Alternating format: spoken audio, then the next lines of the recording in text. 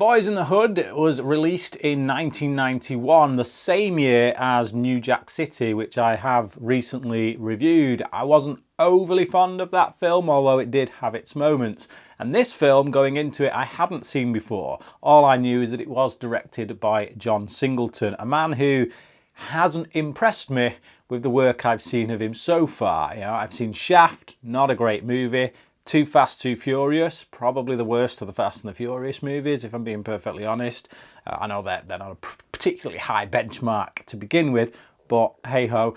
And yeah, a couple of others, straight to DVD type fare, like Abduction. Yeah, the guy is not high on my radar when I'm looking for quality, so I came into this with pretty low expectations. It follows multiple stories, really, like these three characters mainly, these three kids. We see them at the start of the film as they're kids, growing up in the hood and becoming men. You know, so like the first third of the film or first quarter of the film is them as kids, and then the rest of the film is them as adults. And it's basically dealing with what life is like in the hood, what these guys who come from poor backgrounds, often from single parents, what they have to deal with, what they're up against. Now, I've got to say, this film shows a flair from Singleton that I've not seen since in any of his other work. Now, I've not seen all of his movies, but certainly the ones I mentioned didn't exhibit the flair we got here. Here, it feels like he actually has something to say, has a lot to say actually about culture, something that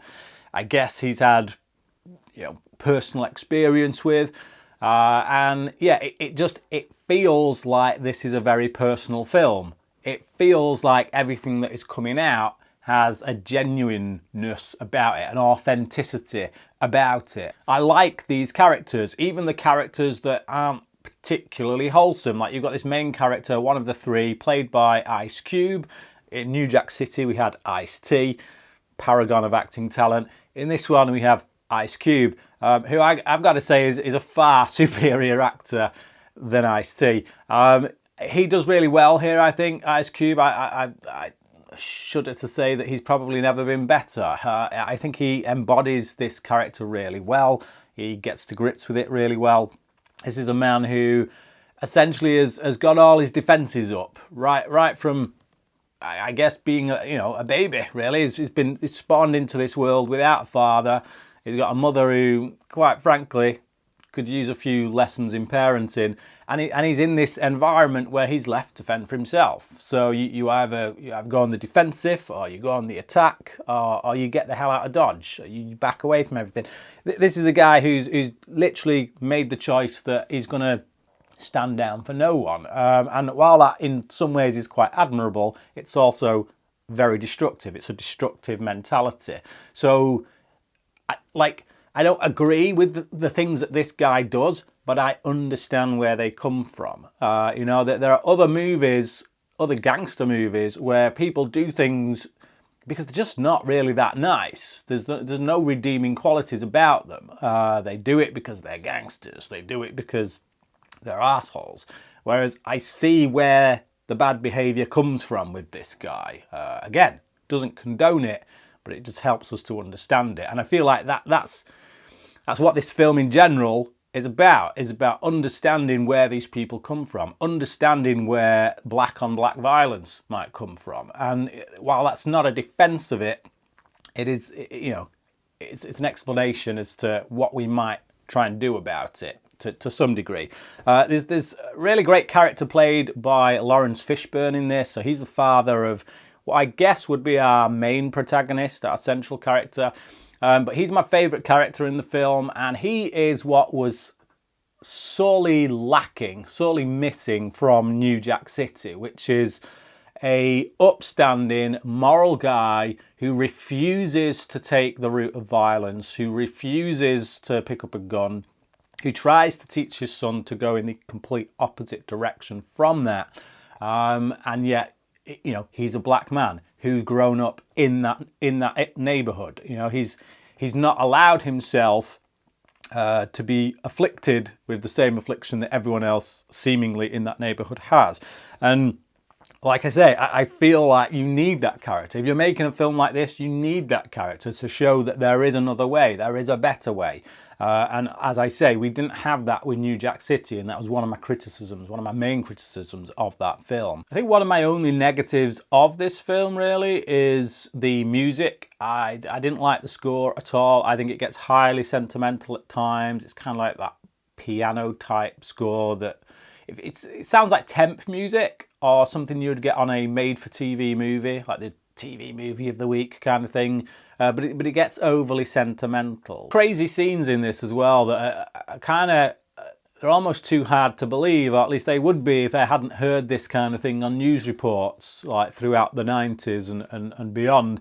Like one particular scene where the three main characters as kids, they're walking through the streets and there's just his dead body in a bush, just lay there, clearly been there for a few days. People are playing basketball around the street around it. It's like everybody knows he's there, everybody knows this dead guy's there, but it's like, where's the police? Where's the coroners? Why has no one come to claim this body? Why is it still there in the street? And everyone's just like, yeah, it's just another one. You know, it's like, this is so commonplace that people just accept it. And it's like they expect no help from the police. And of course, when the police do come, you get one of the more bizarre characters in the film, actually, which is this black police officer who seems to be quite racist against black people. It's like he despises the hood. He despises people who share his skin colour because they come from this poor neighbourhood and they get into crime, and you know he prejudges anyone who comes from this neighbourhood as if to say that they're all going to end up the same way, and yet he separates himself from them as if he's somehow better than them, as if he's somehow higher than them, and he's the worst character in the film. You know, in terms of how you make a judgment on someone, you see everyone else how they've gotten into trouble and whatnot, you kind of understand how they've gotten there. Whereas this guy, he's gone down a different route. He's joined the police force, he's made something of himself, and yet when he gets there, he completely judges the people from whence he came, assuming that's from where he came and that he didn't come in from some other city, transferred there, which I don't think he did. I don't think that's the point. I think the point is that this guy despises his roots, and when he sees these kids, it reminds him of perhaps something he grew up in, and because of that, he hates them. But it makes him quite hateable, to be honest, as you watch him. It's unbelievable watching this guy, the way he treats, people who, again, other black people. I really enjoyed the first quarter of this movie when we're following these kids. To some degree, I was kind of more engaged. I feel like, you know, when you're looking at this world through the eyes of these kids, it's a lot harder to judge them, I guess. You know, you see the world through the eyes of a child, and they're being pulled this way and that. You care more, I think. I think that's just an innate thing. For me, at any rate, that might not be the same way for anyone else. I feel like once you become an adult, you become responsible for your own choices. And that's not to say that you can't empathise with someone and try and understand where they came from. But certainly when you're seeing these kids walking the streets, confronting the daily hazards that they're confronting, I felt a bit more engaged with that. And it had a bit of almost like a Stephen King Stand By Me kind of vibe to it, mixed with, like a menace to society kind of deal. So like a crossing of those two worlds almost. And I was really engaged by that. And that's not to say that I became unengaged once we went to the adults, but I often find these kind of movies where you start with kids and then at some point in the film you jump to them as adults, it takes some readjusting. You've got to get used to these guys again. You've got to figure out who's who from when, you know, all right, which one's the adult version of when they were kids, and then kind of get back into it.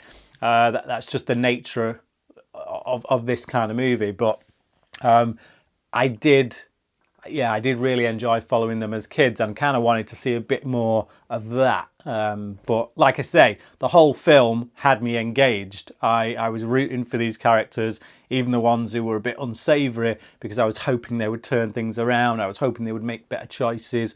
And then the ones who were already making good choices, I was hoping they wouldn't fall and stumble into making bad choices. So I was engaged. I was on the edge of my seat with that, wanting to see what would happen to each of these guys and hoping that each of them would get out of this world. The film really is making a case for strong fathers. I think everyone in this is like being kind of parented by a single parent, but most of them, if not all of them, but one, are by mothers. And a lot of them are like kind of drug-addled mothers. A lot of them just seem to be quite in your face, like matriarchal kind of. They seemingly don't need a man, and I think that is a bit of a problem within certain areas of black culture, black neighborhoods, like your poor black neighborhoods. Absent fathers.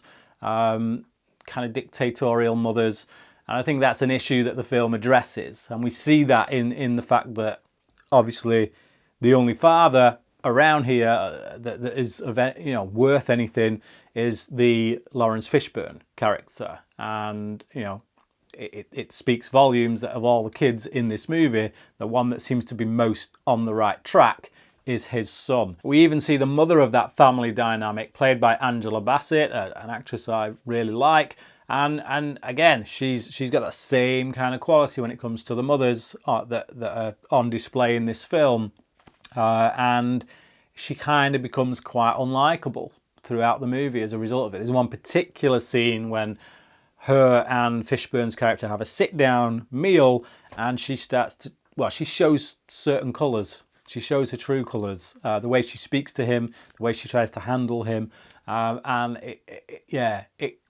I think it's indicative of a wider issue in American culture, black American culture. It's not an easy issue to talk about, that's the thing. I think this, especially coming from a white middle-class English guy who hasn't lived in that culture, but I've heard a lot, I've seen a lot, I've read a lot. I've looked at interviews with people from that side of the tracks, and the fact of the matter is there is a huge issue with absent fathers in poor black neighbourhoods, and if we want that stuff to change, if we want the behaviours to change, if we want the patterns of behaviour to change, that's the thing that needs to change most. That's just statistical analysis right there. It's like people with two parents, mother and father, are less likely to end up down that road. That's just a fact. But I think the film is on board with that. I think the film agrees with that assessment and is quite anxious to show us that. It's one of the things that the film is calling for. So yeah, I'm on board with that. So of the two movies released in 1991 that looked at black gangster culture, this is clearly the best. New Jack City was alright, but this is far and away a better movie. I have been told that Menace to Society is even better. Now, I did see Menace to Society all those years ago when it came out.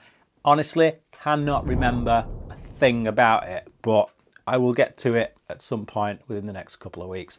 But yeah, for now, certainly Boyz N the Hood is leading the charge from that particular genre, if you want to call it that. But yeah, okay. What about you? Have you seen Boyz N the Hood, and how would you compare it with New Jack City? Which one do you favour? Clearly I've stated my case. You state yours down in the comment section below. Thank you for watching this review, and until next time, crack in.